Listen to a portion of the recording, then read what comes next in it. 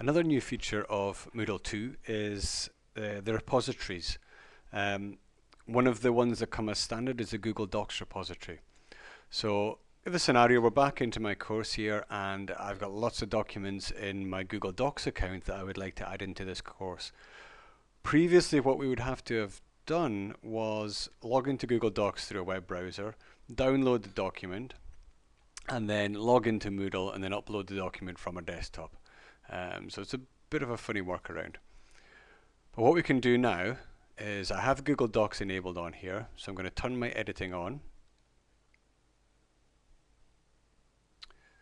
And let's say it's actually down in topic number 4 here that I want to add my resource.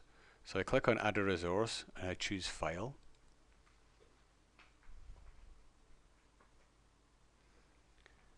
And we'll give it a name.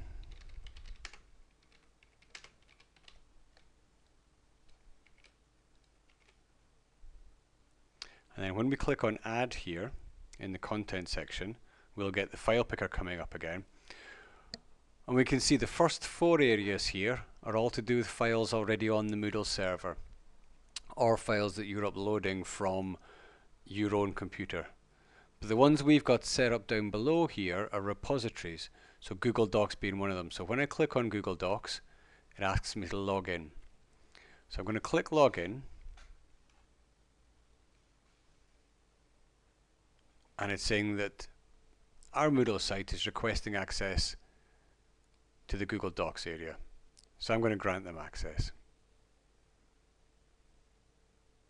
And because I'm already logged into Google Docs through my web browser, I don't have to do any username or passwords.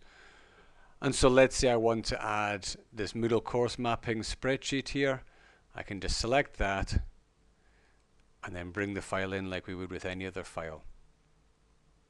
And so there we are, there's the Moodle course mapping spreadsheet straight from Google Docs. And I can do all the usual things, like I can add conditional activities on it, I can make it only available to certain groups, etc. One thing to be aware of with the Google Docs repository is not a live document. So if I now go into Google Docs and edit that document, edit the Moodle mappings document, it's not going to replicate those changes in my Moodle environment.